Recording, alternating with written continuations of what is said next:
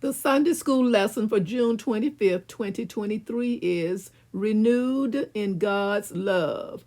Zephaniah chapter 3, verses 14 through 20. Welcome, viewers and subscribers, to my channel, The Backstory. I am Audrey, and on this channel, you will become aware of the events that take place before each Sunday school lesson. If you are new here, the agenda is as follows. I will share the backstory, read the lesson text, and offer a brief lesson summary. Remember to subscribe if you've not already done so that this channel will grow one viewer and one subscriber at a time. Thank you so much in advance for your support. The backstory. Let's begin. Because the book of Zephaniah is rarely studied, I decided to provide a little bit of background information about the prophet himself and his book.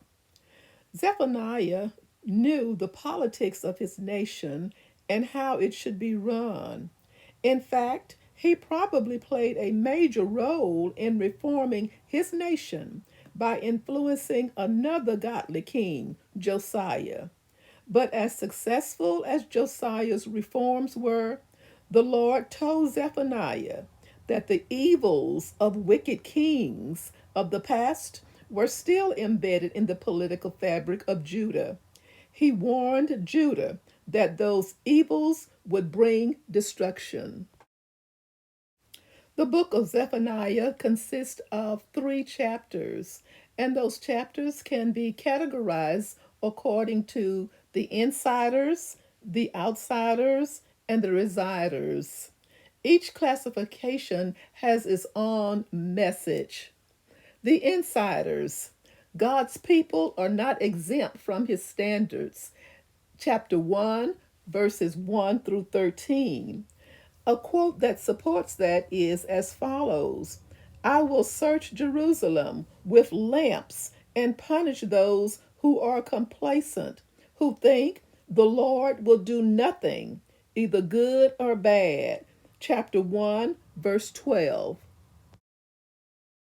Classification number 2 consists of the outsiders. Following false gods does not make the true God irrelevant. Chapter 1, verse 14 through chapter 2, verse 15. A quote that supports that statement reads, The Lord will be awesome to them when he destroys all the gods of the earth. Chapter 2, verse 11. The third classification consists of residers. God desires to live with all who love him. Chapter 3, verse 20. At that time, this is a supporting quote, at that time I will gather you. At that time I will bring you home. Chapter 3, verse 20. Verse 14. Sing, daughter Zion. Shout aloud, Israel. Be glad and rejoice with all your heart, daughter Jerusalem. Verse 15. The Lord has taken away your punishment. He has turned back your enemy. The Lord, the King of Israel, is with you.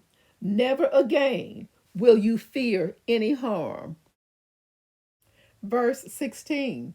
On that day they will say to Jerusalem, Do not fear Zion. Do not let your hands hang limp. Verse 17. The Lord your God is with you, the mighty warrior who saves. He will take great delight in you.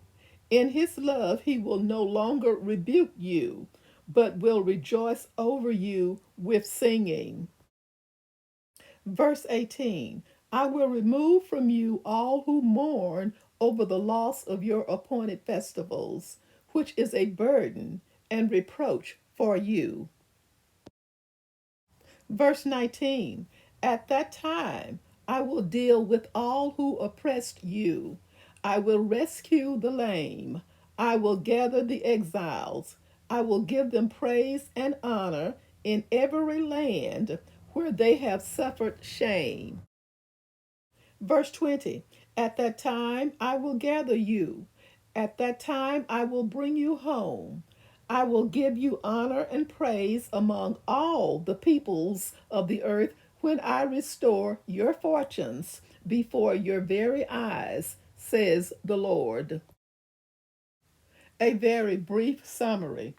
With the nations purified, the remnant restored, and Jerusalem purged, it would be time to celebrate. From grateful hearts that had been relieved of stress would rise a ringing hymn of pure delight. Those survivors, free from sin and free from fear, were what Israel was called originally to be, a people in harmony with the Lord. No longer did they need to fear God's wrath or punishment, since evil would no longer rule over the land. After the judgment, we see God's might and love toward his people. Having reconciled, the Lord would rejoice over the remnant, undo all their sorrow and afflictions, and make them famous among all the very nations that had formerly shamed them. Thank you so much for watching and listening. Join me soon for the next back story. Stay safe and may God bless.